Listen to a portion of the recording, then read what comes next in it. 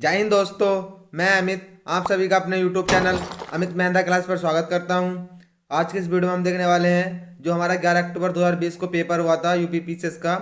उस जो हमारी सीरीज चल रही है उस सीरीज का ये आज पांचवा लेक्चर है। इससे पहले मैं 4 लेक्चर ले चुका हूँ। अगर आपने भी चारों लेक्चर नहीं देखे हैं तो आप जाकर उन्हें देख सकते हैं। तो आइए बिना किसी देरी के स्टार्ट करते हैं। फर्स्ट क्वेश्चन जो फर्स्ट क्वेश्चन है वो अर्थव्यवस्था से है और उस सीरीज का ये 62वां क्वेश्चन है। तो देखते हैं विकासशील एवं विकसित अर्थव्यवस्था से है। निम्नलिखित सूचकांकों में से कौन सा मानव विकास सूचकांक यानी HDI ह्यूमन डेवलपमेंट इंडेक्स की गणना में सम्मिलित नहीं किया जा सकता है। जो हमारी HDI है यानी कि ह्यूमन डेवलपमेंट इंडेक्स है उसमें किस तत्व को शामिल नहीं किया जाता है। तो ऑप्शन है ए जीवन प्रत्याशा यानी लाइफ एक्सपेक्टेंसी, बी एजुकेशन, सी पर कैपिटा इनकम प्रति व्यक्ति आय और डी है सोशल इनइक्वालिटी यानी सामाजिक असमानता। तो उसमें जो गलत है जिसमें सम्मिलित नहीं किया जाता है वो सोशल इनइक्वालिटी यानी सामाजिक असमानता को सम्मिलित नहीं किया जाता है। व्याख्या देखते हैं। मानव विकास सूचकांक संयुक्त राष्ट्र विकास कार्यक्रम यानी कि UNDP United Nation development programme है के द्वारा जारी होने वाली वार्षिक रिपोर्ट है। यानी कि हर साल ये रिपोर्ट जारी होती है जो जीवन प्रत्याशा शिक्षा और प्रति व्यक्ति आय के मानकों के आधार पर प्रकाशित की जाती है। सर्वप्रथम 1990 में मानव विकास सूचकांक रिपोर्ट जारी किया गया था। इस सूचकांक में सामाजिक असमानता को शामिल नहीं किया जाता है। यानी कि सामाजिक असमानता को इस सूचकांक में शामिल नहीं किया जाता है। नेक्स्ट जो क्वेश्चन है गरीबी एवं बेरोजगारी से है। तो क्वेश्चन है क्वेश्चन नंबर 63 है भारत में गरीबी के अनुमान हेतु निम्नलिखित में से कौन सी विधियों का प्रयोग किया जा रहा है। यानी कि जो भारत है भारत में पूछा गया है कि भारत में गरीबी के अनुमान यानी कि गरीबी किस अनुमान के आधार पर या किन पैमानों के आधार पर भारत में गरीबी मापी जाती है। तो ऑप्शन है फर्स्ट है सिरगणना विधि यानी कि हेड काउंट रेशियो, नंबर 2 है कैलोरी इंटेक ग्रहण यानी कि कैलोरी ग्रहण करना और थर्ड है पारिवारिक उपभोग व्यय यानी कि हाउस होल्ड कंजप्शन एक्सपेंडिचर और फोर्थ है पर कैपिटा इनकम यानी प्रति व्यक्ति आय। तो इसमें जो आंसर है बी यानी कि 1 2 3। जो 1 2 3 है वो शामिल है लेकिन जो लास्ट का हमारा प्रति व्यक्ति आय है उसे शामिल नहीं किया जाता है। तो व्याख्या देखते हैं। व्याख्या की बात करें तो भारत में गरीबी के अनुमान हेतु सिर गणना विधि कैलोरी ग्रहण और पारिवारिक उपभोग व्यय विधियों का प्रयोग किया जाता है। भारत में गरीबी का अनुमान बहुआयामी गरीबी यानी कि मल्टी डायमेंशनल पॉवर्टी इंडेक्स के आधार पर तैयार किए जाते हैं।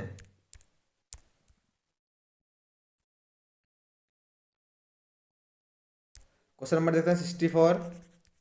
निम्नलिखित समितियों में से किसने अब मात्र पोषक तत्वों की आवश्यकता के आधार पर गरीबी रेखा का निर्धारण किया है।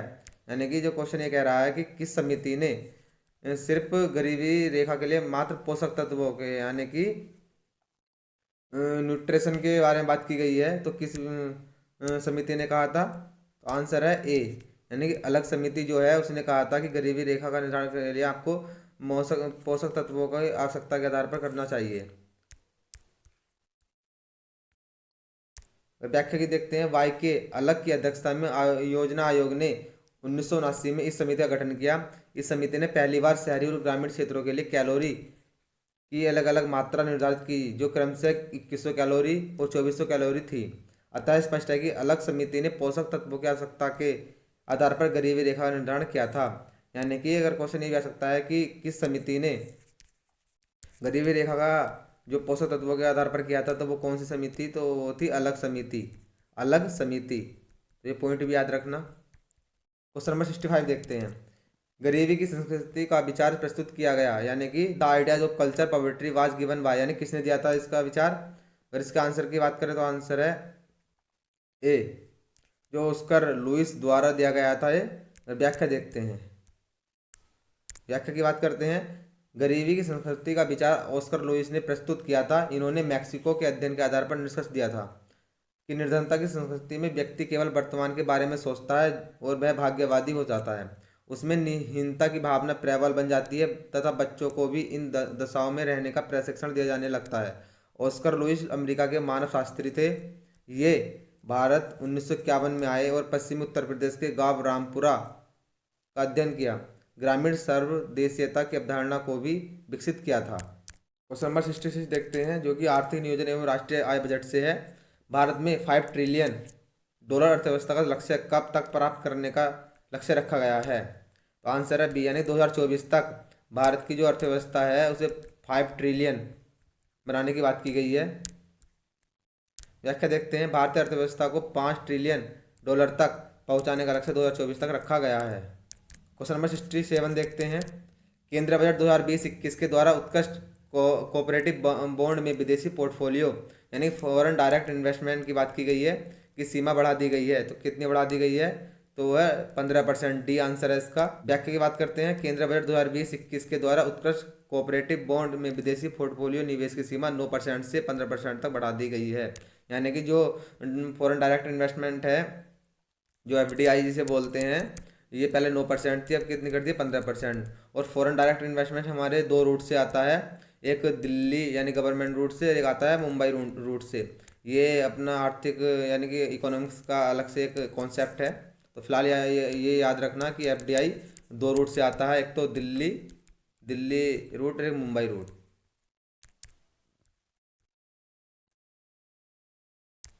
क्वेश्चन नंबर 68 देखते हैं, विकास अनुवीक्षण और मूल्यांकन कार्यालय जो दीर्घकालीन नीति का अनुवीक्षण करता है, निम्नलिखित में से किस कार्यालय के अंतर्गत आता है?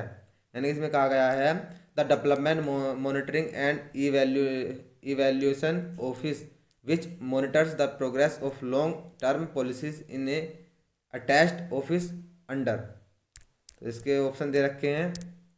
नंबर 1 है प्रधानमंत्री कार्यालय पीएमओ ऑफिस, दूसरा मिनिस्ट्री ऑफ होम अफेयर्स गृह मंत्रालय, कैबिनेट सेक्रेटरी यानी मंत्रिमंडल सचिवालय, और डी है नीति आयोग। तो इसके अगर ऑप्शन की बात करें तो ऑप्शन जो सही है इसका डी है, नीति आयोग है। व्याख्या देखते हैं, नीति आयोग भारत सरकार द्वारा गठित एक संस्था है। इस आयोग का निर्माण योजना आयोग के स्थान 1 जनवरी 2005 को किया गया था। विकास अनुवीक्षण मूल्यांकन कार्यालय जो दीर्घकालिक नीति का अनुवीक्षण करता है, वह नीति आयोग कार्यालय के अंतर्गत आता है। क्वेश्चन ये भी आता है कि योजना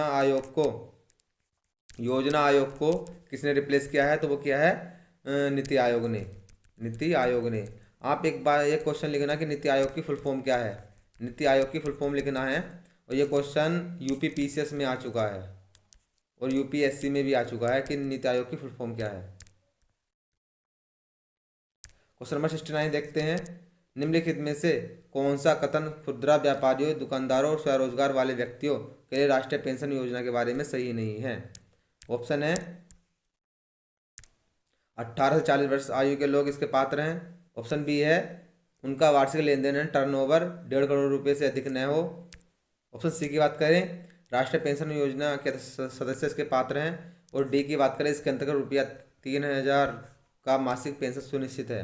तो ऑप्शन सी जो है वो राष्ट्रीय पेंशन योजना के सदस्य इसके पात्र हैं। व्याख्या देखते हैं, भारत सरकार ने व्यापारियों और स्वरोजगार वाले व्यक्तियों के लिए राष्ट्रीय पेंशन योजना की शुरुआत सितंबर 2019 में किया था। इस योजना के अंतर्गत वे व्यापारी या स्वरोजगार व्यक्ति शामिल है जिनकी आयु 18 से 40 वर्ष के बीच है। इसमें लाभार्थी की आयु 60 वर्ष होने पर न्यूनतम 3000 रुपये मासिक पेंशन देने का प्रावधान है। लाभार्थी को आयकर दाता नहीं होना चाहिए, यानी कि लाभार्थी की इतनी इनकम नहीं होनी चाहिए कि वह कर देता हो, यानी कि वो कर की श्रेणी में आता हो। उसे राष्ट्रीय पेंशन योजना का सदस्य भी नहीं होना चाहिए, यानी कि वे नेशनल पेंशन स्कीम जो है उसका भी सदस्य नहीं होना चाहिए। इस योजना के अंतर्गत केंद्र सरकार का मासिक योगदान 50% है तथा शेष का 50% राज्य द्वारा दिया जाता। जो 50% है वो लाभार्थी द्वारा अंशदान दिया जाएगा। यानी कि कहने का मतलब ये है कि ये जो योजना है, अगर आप इसमें 50 रुपये डालें तो 50 रुपये ही सरकार डालेगी। तो इस तरह से इस योजना का लाभ है। क्वेश्चन नंबर देखते हैं 70। नीचे दो कथन दिए गए हैं जिनमें एक कथन ए तथा दूसरा कथन कारण आर है, यानी कि कथन और कारण वाले क्वेश्चन है। कथन ए है, केंद्र बजट 2020-21 में कृषि की आय दोगुनी करने के उद्देश्य के साथ ग्रामीण विकास पर ध्यान केंद्रित किया गया है। और कारण है आर जो है, बजट में घोषित 16 सूत्री कार्यक्रम कृषि, सिंचाई और ग्रामीण विकास के चतुर्दिक केंद्रित है। तो इसके जो ऑप्शन है ए और आर दोनों सही है, यानी आर ए की सही व्याख्या करता है। बी जो है ए और आर दोनों सही हैं, लेकिन परंतु आर ए की सही व्याख्या नहीं करता है। ए सही है परंतु आर गलत है। डी से गलत है, वो सॉरी डी ए गलत है किंतु आर सही है। अगर इसके ऑप्शन की बात करें तो ऑप्शन है ए, यानी कि ए और बी दोनों सही हैं। व्याख्या देखते हैं। केंद्र बजट 2020-21 में कृषि की आय दोगुनी करने के उद्देश्य के साथ ग्रामीण विकास पर ध्यान केंद्रित किया गया है। इस बजट में घोषित 16 सूत्री कार्यक्रम कृषि, सिंचाई तथा ग्रामीण विकास के चतुर्दिक केंद्रित है। अतः स्पष्ट है कि कथन एवं कारण दोनों सही हैं और कारण जो आर है वो एक ही सही व्याख्या करता है। क्वेश्चन नंबर 71, यानी समन्वित बाल विकास परियोजना के अंतर्गत निम्नलिखित में से कौन सा एक सम्मिलित नहीं है। अगर ऑप्शन देखते हैं, ऑप्शन है सप्लीमेंट्री न्यूट्रिशन पूरक पोषण, इम्यूनाइजेशन यानी टीकाकरण, सी है पोषण एवं स्वास्थ्य शिक्षा और डी है फैमिली प्लानिंग यानी परिवार नियोजन। व्याख्या देखते हैं। समन्वित बाल विकास योजना या एकीकृत बाल विकास योजना 6 वर्ष तक के उम्र के बच्चों, गर्भवती महिलाओं तथा स्तनपान करने वाले महिलाओं का स्वास्थ्य पोषण एवं शैक्षणिक सेवाओं का एकीकृत पैकेज प्रदान करने की योजना है। यह परियोजना महिला एवं बाल विकास मंत्रालय के अंतर्गत 1975 में शुरू की गई था। इस परियोजना के अंतर्गत पूरक पोषण, स्वास्थ्य जांच, टीकाकरण, पोषण एवं स्वास्थ्य शिक्षा आते हैं। यानी कि जो ये योजना है समन्वित बाल विकास परियोजना, इसमें क्या क्या आते हैं? स्वास्थ्य जांच, टीकाकरण, पोषण एवं स्वास्थ्य शिक्षा और पूरक पोषण। नेक्स्ट जो क्वेश्चन है मुद्रा बैंकिंग एवं कर प्रणाली, केंद्र राज्य वित्तीय संबंध। तो क्वेश्चन नंबर 72 है, निम्नलिखित घटनाओं पर विचार कीजिए, उन्हें किन्हीं कालक्रमानुसार व्यवस्थित कीजिए। जैसे कि नाबार्ड की स्थापना कब हुई थी? स्वयं सहायता समूह बैंक, लिंकेज कार्यक्रम, किसान क्रेडिट कार्ड योजना और क्षेत्रीय ग्रामीण बैंक की स्थापना। अगर इसके हम आंसर की बात करें तो आंसर है ए सही है इसका। आप देख सकते हैं प्रश्न अनुसार दिए गए घटनाओं का कालक्रम इस प्रकार है। क्षेत्रीय ग्रामीण बैंक की स्थापना 1975 में की गई है। नाबार्ड की स्थापना 1982 में की गई है। जो self help group bank linkage कार्यक्रम 1992 में है। किसान क्रेडिट कार्ड योजना कब की शुरू की गई थी? 1998 में। नेक्स्ट क्वेश्चन देखते हैं। क्वेश्चन जो है वो विज्ञान से है, भौतिक विज्ञान की बात करते हैं। क्वेश्चन नंबर 73, फायर अलार्म में निम्नलिखित में से किसका उपयोग किया जाता है? यानी कि जो फायर अलार्म होता है उसमें किसका प्रयोग किया जाता है? तो ऑप्शन नंबर ए है फोटो सेल, बी है वाटर, सी है सोलर सेल और डी है नन ऑफ दीज, यानी इनमें से कोई नहीं है। तो आंसर है इसका ए, यानी फोटो सेल जो है उसमें फायर अलार्म में प्रयोग किया जाता है। तो व्याख्या देखते हैं। व्याख्या की बात करें, फायर अलार्म में फोटो सेल का उपयोग किया जाता है। स्वचालित फायर अलार्म सिस्टम का निर्माण दहन से जुड़े पर्यावरणीय बादलों पर निगरानी रखकर आग की अवांछित मौजूदगी का पता लगाने के लिए किया जाता है। तो क्वेश्चन नंबर 74 है, सूची 1 को सूची 2 से सम्मिलित कीजिए, सूचियों के नीचे दिए गए कुछ सही उत्तर चयन कीजिए। जैसे कि आप देख सकते हैं इधर एक तरफ धातु दे रखा है, एक तरफ गुणधर्म यानी कि उसकी प्रॉपर्टी दे रखी है। फर्स्ट है सोडियम, बी है पारा, सी है चांदी, डी है सीसा। और इसके हम गुणधर्म की बात करें तो विद्युत का अच्छा सुचालक है, कमरे के ताप पर द्रव है, उष्मा का सुचालक है, चाकू से आसानी से काटा जा सकता है। इसके ऑप्शन की बात इसके कूट की बात करते हैं। अगर कूट की बात करें, कूट जो इसका सही है तो सी सही है, 4213, यानी कि 4213 जो इसका 4213 जो है इसका सही आंसर है। अगर इसकी व्याख्या बात करते हैं, सोडियम चाकू से आसानी से काटा जा सकता है, पारा कमरे के ताप पर द्रव है, चांदी विद्युत का अच्छा सुचालक है और सीसा जो उष्मा का सुचालक है। आपने पारा और चांदी के बारे में खासकर सुना हुआ, क्योंकि जब बच्चे हम कक्षा 7-8 में तो कमरे के ताप पर द्रव हो जाता है पारा, और चांदी जो है विद्युत का सबसे अच्छा सुचालक होता है। नेक्स्ट जो क्वेश्चन है, क्वेश्चन नंबर 75 जो है हमारा वो रसायन विज्ञान से है। तो निम्नलिखित में से कौन सा बहुलक एक थर्मोप्लास्टिक नहीं है? यानी थर्मोप्लास्टिक की बात की गई है। तो इसका अगर ऑप्शन की बात करें तो आंसर है बी, न्यूप्रीन। जो न्यूप्रीन है ये थर्मोप्लास्टिक नहीं है, बाकी सब टेफ्लॉन, पॉलीस्टाइन, पॉलीथीन ये सब थर्मोप्लास्टिक है। जो थर्मोप्लास्टिक, इसकी व्याख्या देखते हैं। जो थर्मोप्लास्टिक ऐसा प्लास्टिक पॉलीमर होता है जो तापमान बढ़ने पर अधिक कोमल, तापमान गिरने पर अधिक ठोस हो जाता है। टेफ्लॉन, पॉलीस्टायरीन, पॉलीथीन थर्मोप्लास्टिक के अंतर्गत आते हैं, जबकि न्यूप्रीन एक विशेष प्रकार का संश्लेषित रबर है। यानी कि अगर न्यूप्रोन के बारे में बात करें तो न्यूप्रीन जो है एक संश्लेषित रबर है। क्वेश्चन नंबर 76 की बात करते हैं। निम्नलिखित में से कौन सा कृत्रिम पदार्थ नहीं है, यानी कि सिंथेटिक्स नहीं है। तो जैसे कि ए है फाइब्रिन, बी है लेक्सॉन, सी है न्यूप्रीन और डी है टेफ्लॉन। तो ऑप्शन जो सही है वो ए सही है, फाइब्रिन। जो फाइब्रिन है वो कृत्रिम पदार्थ नहीं है, बाकी लेक्सॉन भी कृत्रिम पदार्थ है, न्यूप्रोन भी कृत्रिम पदार्थ है और टेफ्लॉन जो है ये भी कृत्रिम पदार्थ है। व्याख्या की बात करते हैं। फाइब्रिन रक्त में प्राकृतिक तरीके से पाया जाने वाला पदार्थ है जो प्लेटलेट्स के साथ मिलकर रक्तस्राव के स्थान पर रक्त का थक्का बनाकर प्रभाव को रोकता है, जबकि लेक्सॉन, न्यूप्रिन तथा टेफ्लिन कृत्रिम पदार्थ है। यानी जो आपका फाइब्रिन है ये रक्त के प्राकृतिक तरीके में पाया जाता है, जिसमें जो प्लेटलेट्स यानी कि आपने सुना होगा कि हमारी प्लेटें गिर गई हैं शरीर की, तो जो हमारी प्लेटें होती हैं उसके बारे में बात की गई है, से मिलकर रक्त स्राव के स्थान पर रक्त का थक्का बनाकर स्राव को यानी कि खून को बहने से रोकता है ये। क्वेश्चन नंबर 77, सूची 1 और सूची 2 को सम्मिलित कीजिए तथा सूचियों के नीचे दिए गए कोड का सही उत्तर चुनिए। एक तरफ देख रहे हैं पदार्थ, उनके अनुप्रयोग, यानी कि उनके अनुप्रयोग क्या प्रयोग कहाँ पर प्रयोग किया जाता है। जैसे कि ऑप्शन ए है नीला तोता, बी है यूओसिन, सी है सिल्वर आयोडाइड और डी है जिंक फास्फाइड।